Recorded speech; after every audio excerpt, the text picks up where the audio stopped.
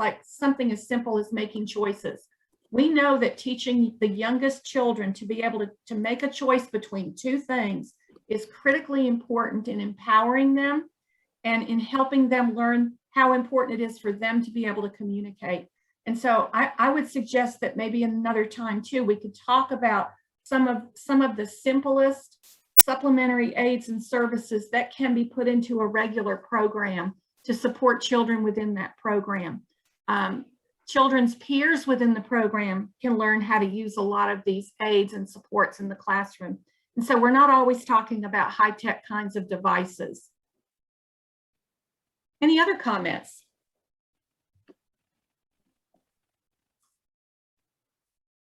Okay, we also want to consider a regular early childhood program that a child may be attending.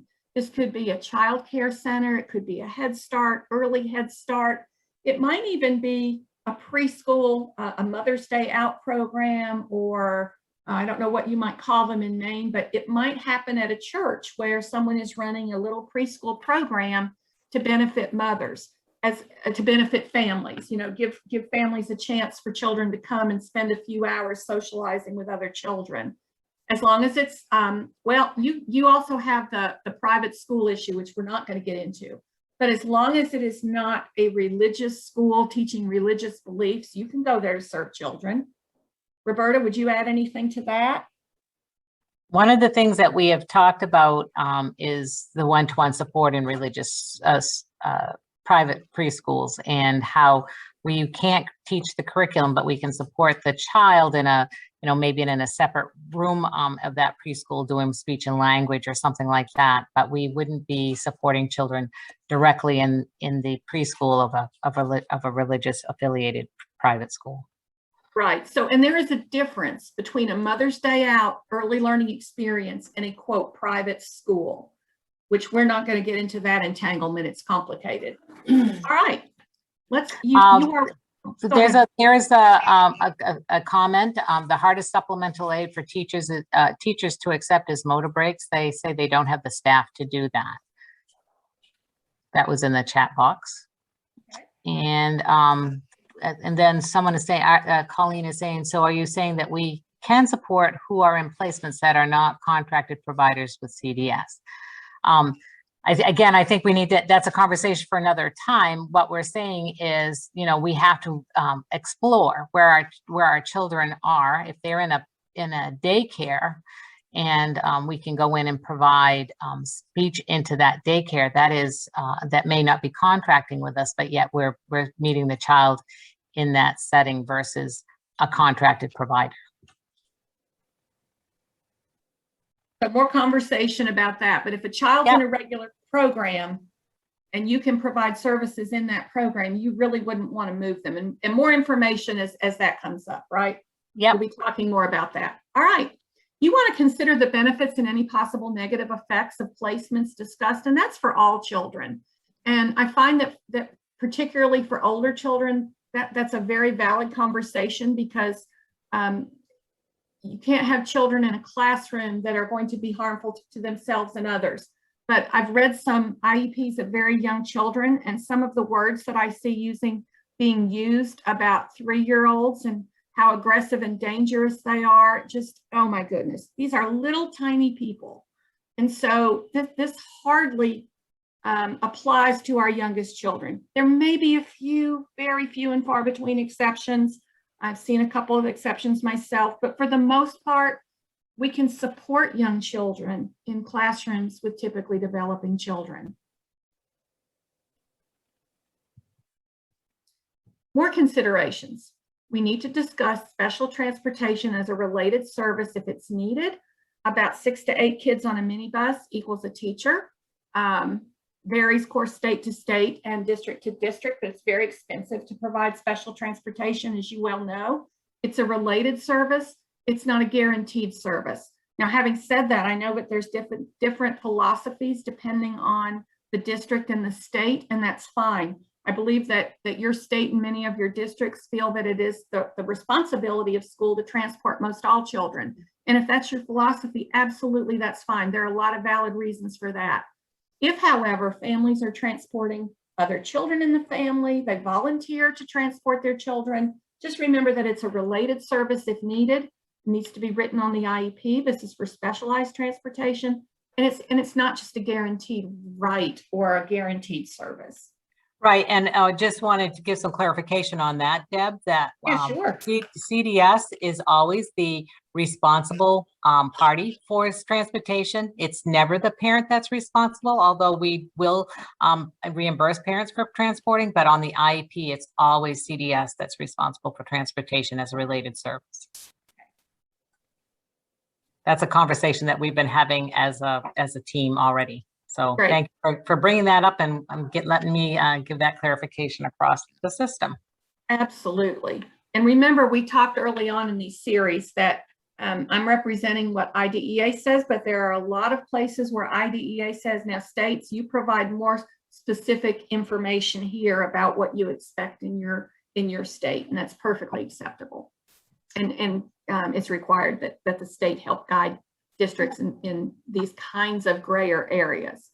You are required to document the explanation of the extent, if any, that a child will not participate with children without disabilities in a regular classroom and in other activities. And so that explanation, that's after you have talked about the child's strengths, their abilities, what they can do well. You've identified the areas that children need some support and need some help.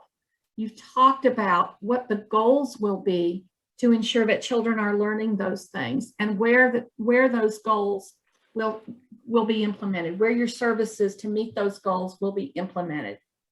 And you're required at that point, when those decisions are made, to document the explanation why a child would not be with other children without disabilities. And again, we know this is difficult in early childhood because we don't have classrooms in every elementary school for each child to have a seat.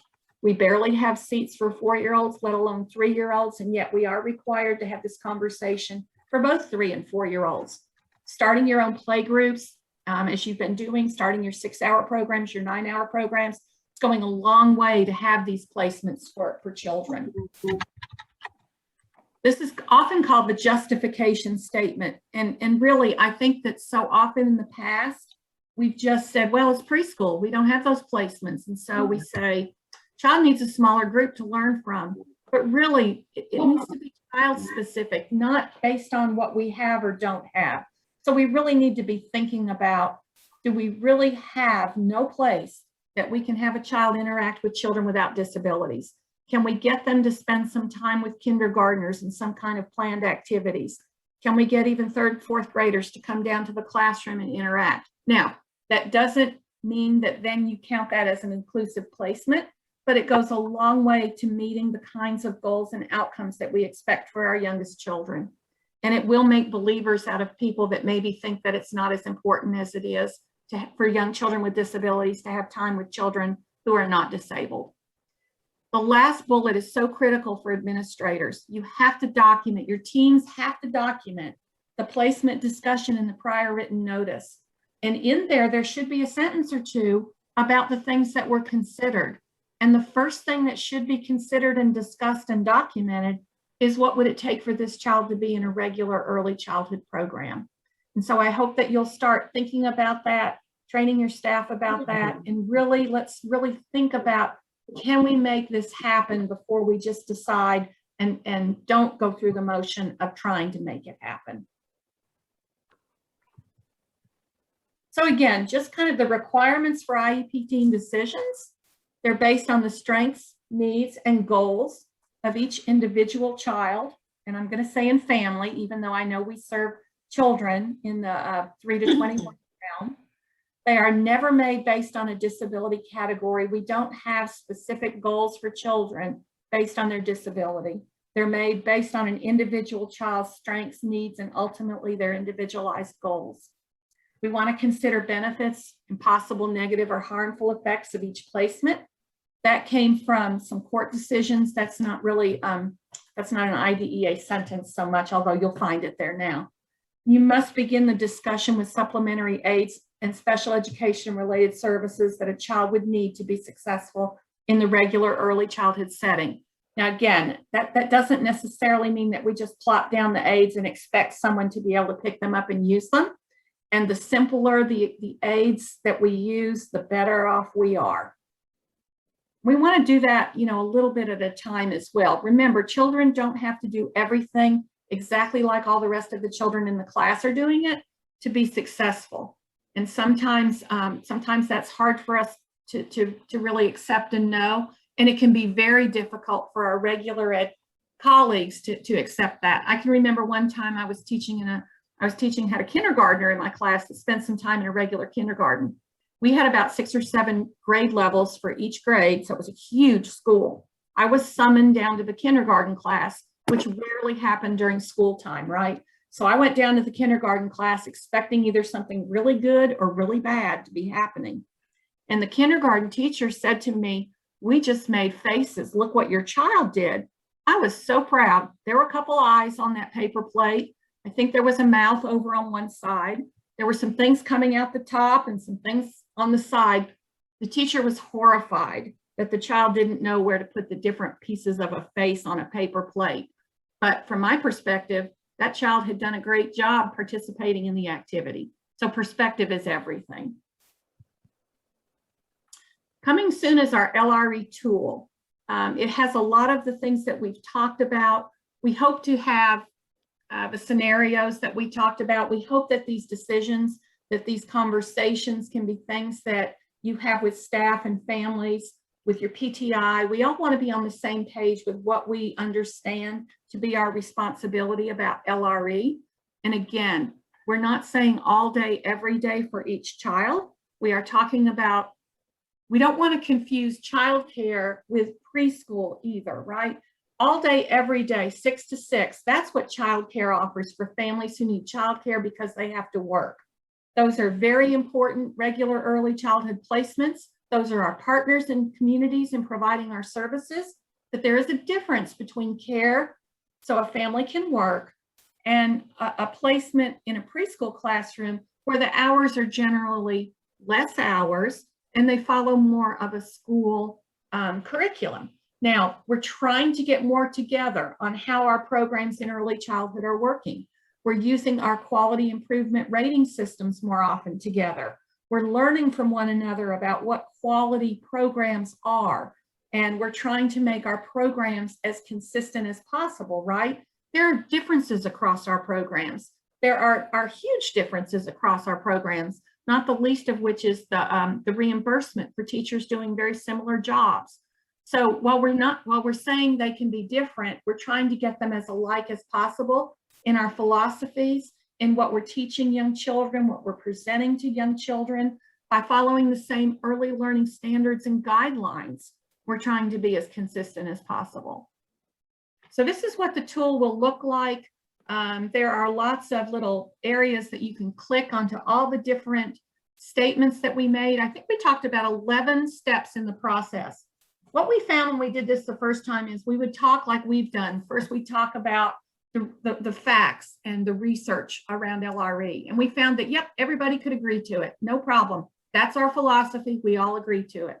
Then we talked about our principles. Yep, we can all agree to those too. We believe in this. We're early childhood people. These are our mantras and we do believe in it.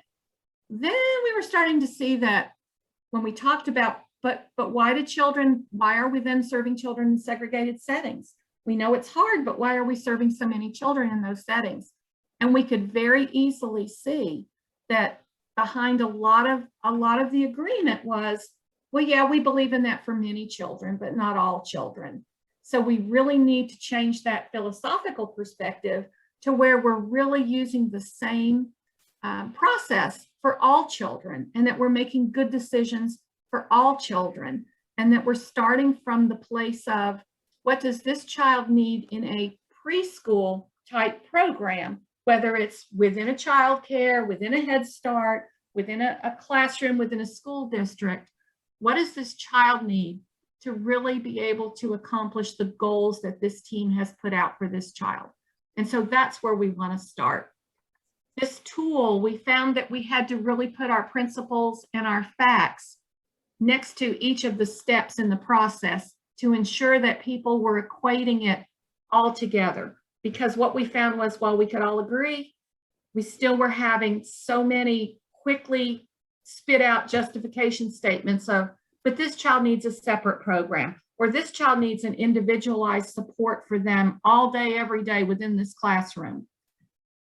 No matter what a child needs, we have to be helping them be independent and functional as much as possible. And so if we're starting, if that's where we end up, we still want to have some individualized and independent goals for each child, no matter what. All right.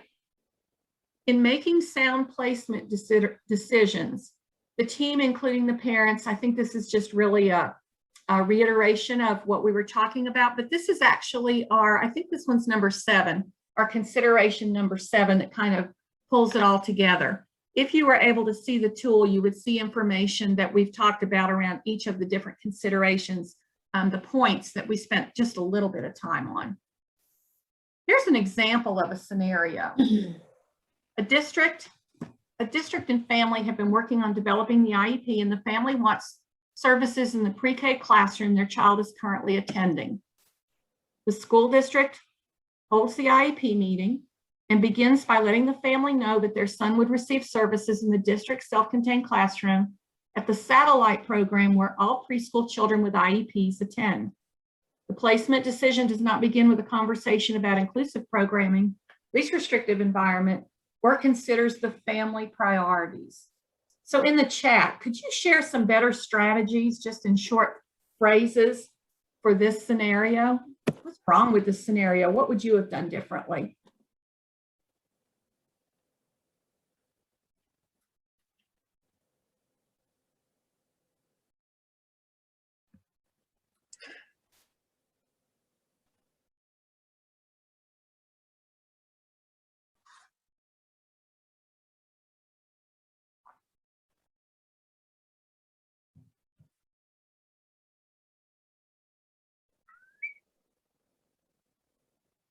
And Roberta, are you seeing comments come into the chat? I have. One of them has been start with a family input.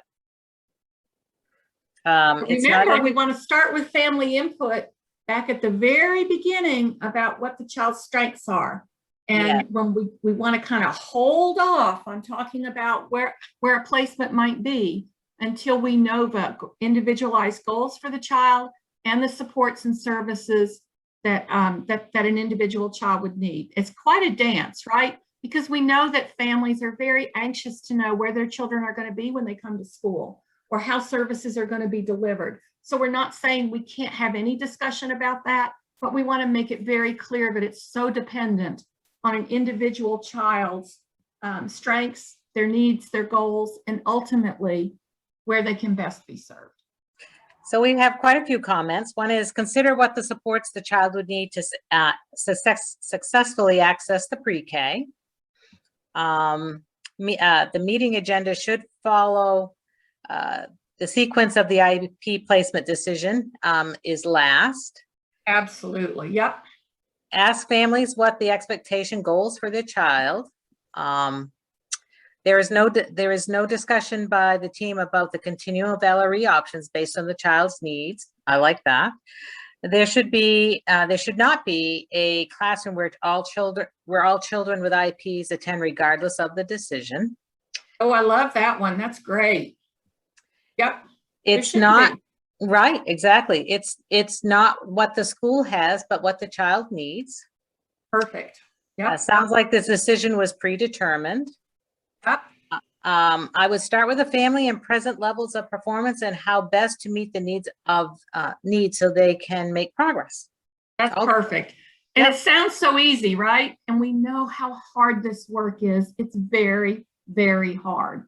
So we're not trying to make it sound so much easier than it really is. We know that there are real life issues that we deal with in trying to make this happen, but it just means we have to continue to be creative and continue to work with your state leaders who are working very, very hard to make sure that there are programs for your young children in Maine, doing a great job with it as well. All right, so we have these scenarios, and if you want to see them, I'm happy to send you a page of scenarios, as long as you don't tell OSEP that we shared some and said that they were, the ones we'd share would be in draft. and then you could just pretend like you didn't know where they came from. All right, you nailed all of those. So let's just review real quickly what we want to talk about at each IEP meeting. If a child's attending a regular early childhood program, we want to talk about how's the child doing in the classroom they're attending. Now, I'm going to say this, and it's not, if a child's in an early childhood program, they're attending it, even if people are saying they're pulling their hair out with this child. If the child hasn't been exited from the preschool program, they're doing pretty well, because we know that getting yourself kicked out of a preschool program is so easy.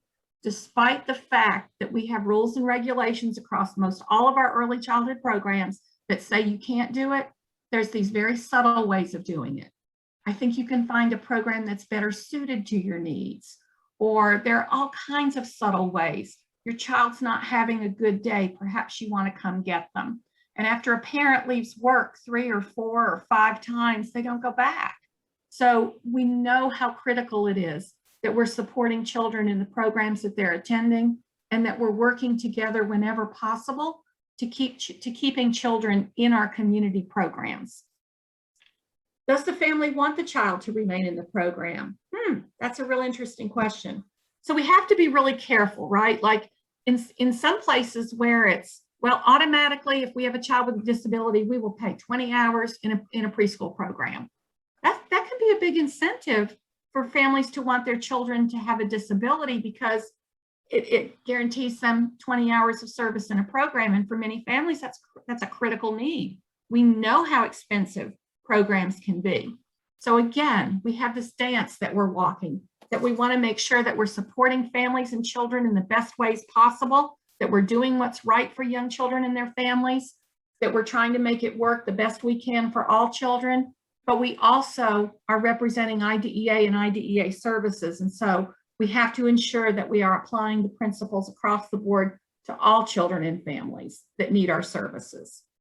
So Deb, we have a comment that it's right on this topic, and it's Allison has posted it twice, and I think it is I don't want to say it's frequent, but it happens enough that her comment is that children often get removed or kicked out quite often out of a school, and they're switching schools, and so it becomes detrimental to the child's learning progress and continuum of availability of services. So it's a comment that I think warrants at least noticing.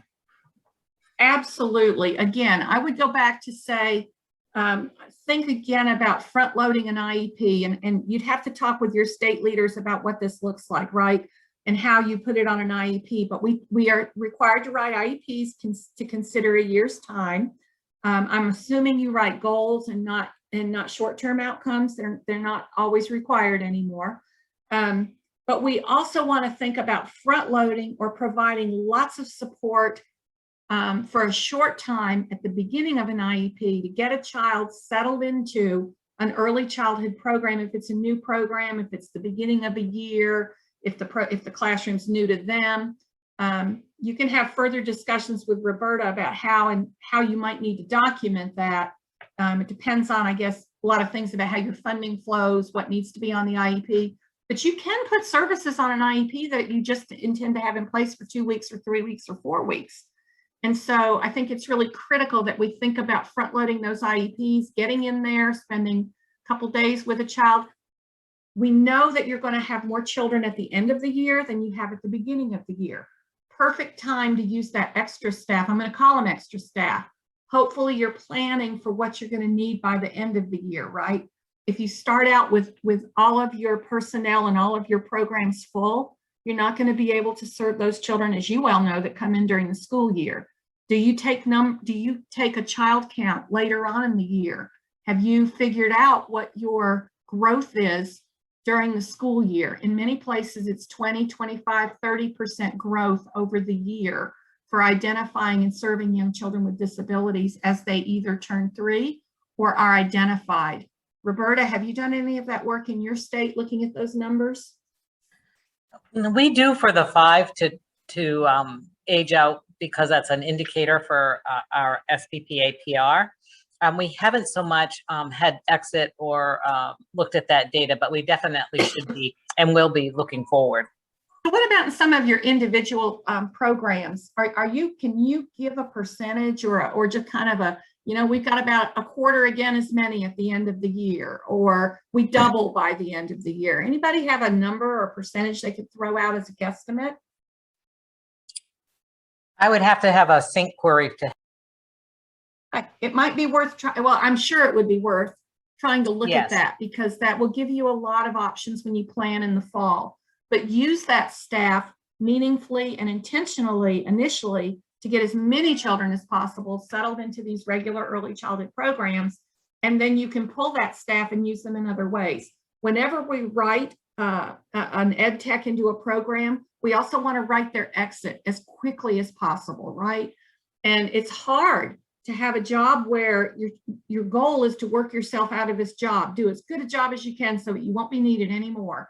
But it's so critically important that our colleagues that are our regular ed teachers aren't depending on those extra set of hands. And if we are needing to put an extra set of hands into a classroom to ensure that there are enough supports for our children with disabilities, we want to make sure that what they're responsible for is clearly understood.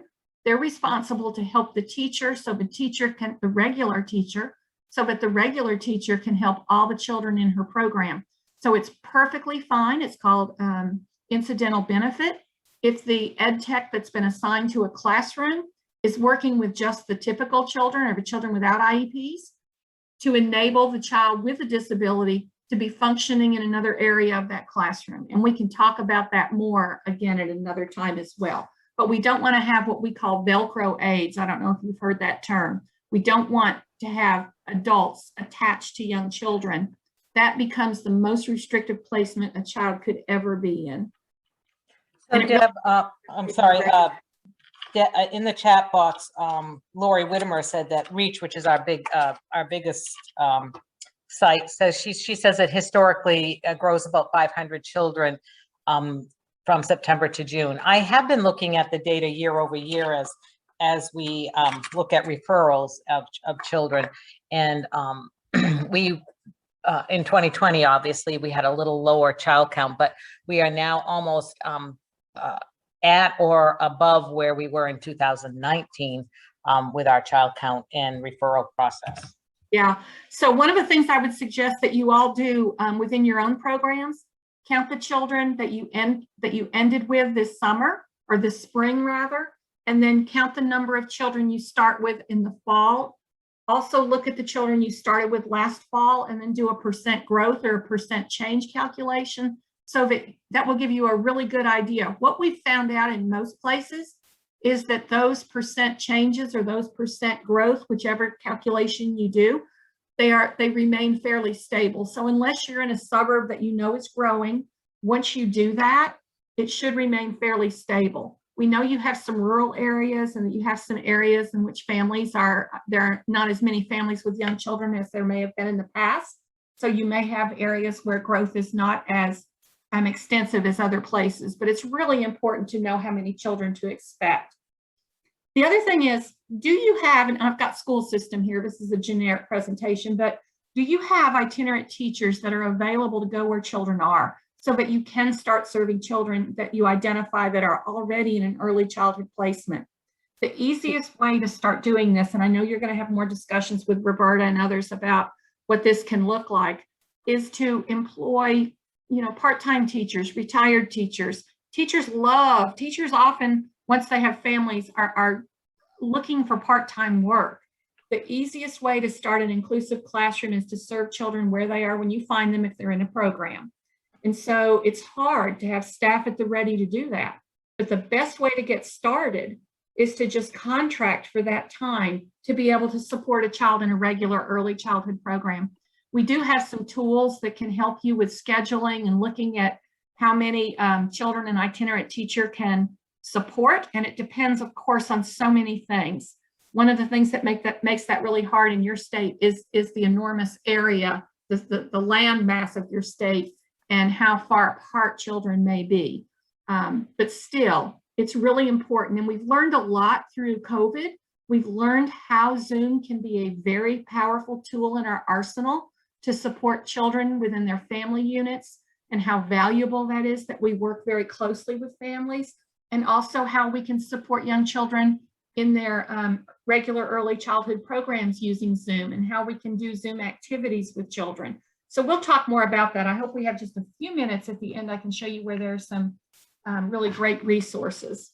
Yeah, I would say, Deb, that most every site, I think every site has itinerant staff in our employ. So we do itinerant Terrific. staff going into both public and private places. That's great. Thanks, Roberta. All right, let's move on. These are the guiding questions. These are just common sense questions. You're probably already asking them at many of your IEP meetings. You have this list of questions. They're not meant to be asked 1, 2, 3, 4, 5, all the way down the list at each meeting for every child. They're a sampling of questions, and you can come up with your own that can be very helpful in talking with your families about trying to find out what they want, what they need to be able to access the services that are going to help their child. And so this list of questions, it's not rocket science. They're very simple questions, but they're important questions, and they really need to be thoughtfully considered and asked, the ones that are applicable to a particular family.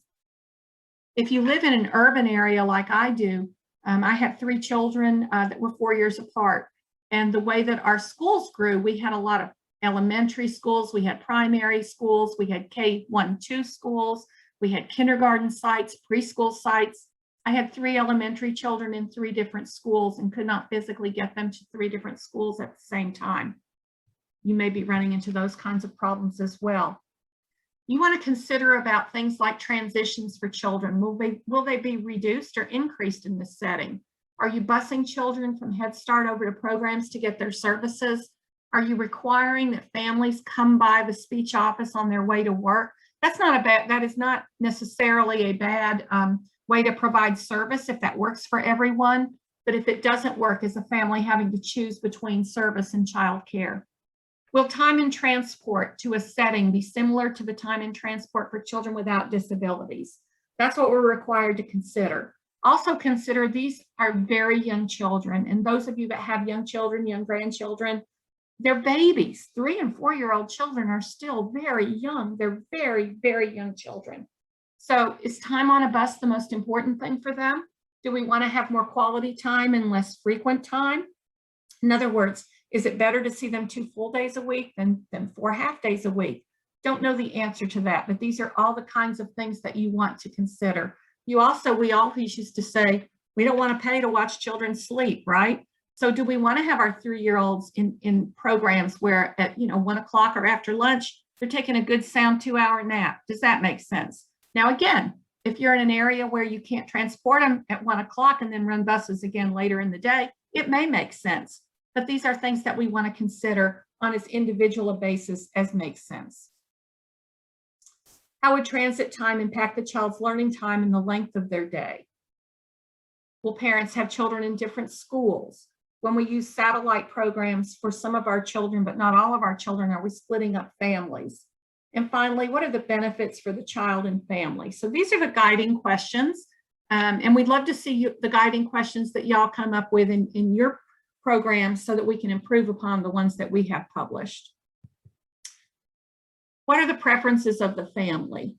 There are many cultures where children are expected to remain in their homes for quite a long time, right? We know compulsory education doesn't begin until 6, or in some states 7, or in a few states even 8.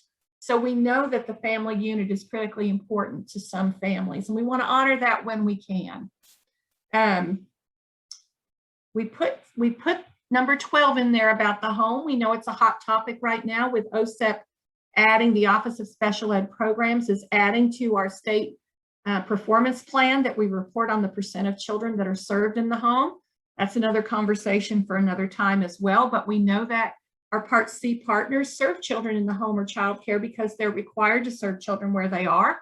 And we know that extended options of continuing those Part C services after 3 can be preferred in some states as being advantageous, particularly over the summer until school begins in the fall. And so we just want to have that question in there. Has a child been in Part C? Have they been receiving services in the home? How are they going? What's the feeling about that? And then finally, the last question, does the team agree an early childhood placement is the best option for the child? And honestly, I think that I would add to that, and why wouldn't it be, right? We really need to ask ourselves, why wouldn't it be? And we need to have some really compelling evidence as to why it wouldn't be. There is no research to show that children learn better when they are segregated with other children with disabilities, or they learn better when they are in programs with only adults providing instruction to them. So I think these are really critical questions that we need to think and talk about. All right. So I'd also like now to ask you to put in the chat one thing that you might want to know more about or discuss more with Roberta or folks in your state. What would you like to know or learn more about as you consider making placement, high quality placement decisions in your state? So if you wouldn't mind putting that in the chat as we end our time today. And please feel free to unmute if you'd just like to say something.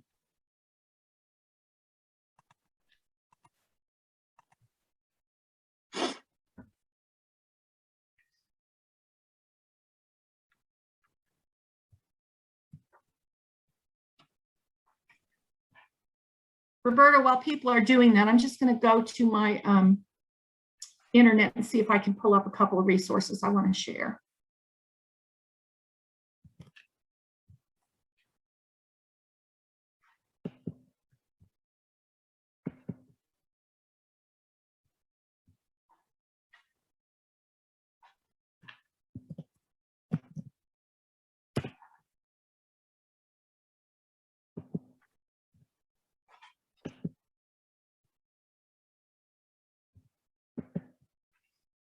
Anything coming into the chat? Sure, a couple of things have. Training for general education staff, special purpose programs. More discussion about having ed tech support in the classroom.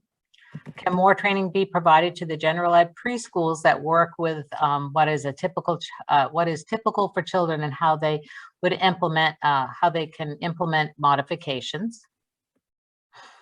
Again, those accommodations.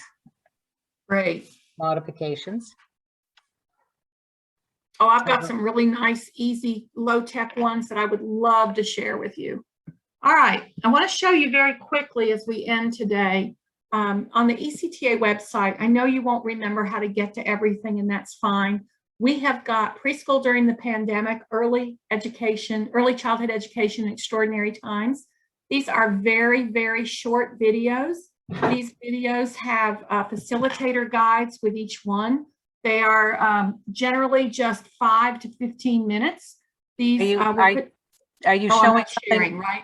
Yeah, I was going to say, other than the PowerPoint, I'm not sure if you're sharing what you're talking about. I'm not sharing. Let me stop sharing and do a new share. I guess that's what I have to do. Okay, let's see if you're seeing my screen now. Yes. Okay, so I put up here preschool during the pandemic in the search bar, and these came up. I can also send this link. I'll put it in chat. I'll grab it and put it in chat. I'd love to take you on a walk of some of the resources that are available. There's tons of resources. DEC recommended practices. We have training modules, but this series of preschool videos, they're short clips, fairly short clips, and they all have facilitators guides. Let me show you what these look like. There are reflection questions that can be asked after you've watched this short clip. These can be done on Zoom with your staff. Whoopsie, sorry, didn't mean to do that. There's a group activity that's outlined for each one that you could do. And then there are additional resources for each one. These can be done in pairs if people need to get any kind of credit that you're not doing as a group, but there's so much great information on how to work remotely, teaching, using the screen, talking about equity, looking at going back to preschool and what that's going to look like, bringing a virtual classroom to life, all kinds of things about virtual classrooms. And we are going to continue this kind of series with more information about just including children in the classroom. We also have inclusion indicators. Let me show you where these are. I'm going to go again up to my tool, my search engine, and just put in inclusion indicators. We have state level indicators. We have community indicators. This is a list of things that needs to be in place. You can see the different areas. This is the one at the state level. What I really want to show you are the ones that need to be in your classroom. You may be familiar with the ICP, the Inclusive Classroom Profile. This is a free series of, this is a free set of elements that need to be in place for a high quality early childhood program. And all of these have there's a self-assessment that goes along with this. This is very detailed. You don't have to use everything to do a self-assessment. You may hone in on something that you think is really important, like instruction. And then you might want to look at how instruction is going in some of the programs that you're affiliated with, or use this as a basis for conversation without using the self-assessment. But we have lots and lots of tools available. You don't have to recreate the wheel. We're also very happy to share our tools and make you and have you all put your stamp on them and make them yours by tweaking what needs to be tweaked. So if you need more supports around a particular topic, just let me know. If there are more things you want to talk about together, just let Roberta know. We can talk about finance, we can talk about curricula, we can talk about embedded practices, any of the things that you mentioned. And with that, Roberta, I'm going to say thank you again so much. And thank you, Deb, for your morning. And this is our last time together during this school year, but we look forward to reestablishing, at least trying again to do once a month meetings with you in the fall, starting in September, which you and I have talked about. Some of the other and we haven't forgotten about taking some of this work and putting it into some guidance one-pagers that you guys talked about as being helpful. Right. And other topics, they have also brought up the difference between one-to-one adult support, 3 hours a day, 3 hours, 3 days versus access to adult support. So again, it goes back to the servicing and the support of adults. And then one other one is, how do we ethically and morally place children in regular education setting when we know that they need adult support? So again, I think the use of ed techs in our state and in the preschool setting, I think would be a very good topic to consider. Absolutely. Thanks so much for your time this morning.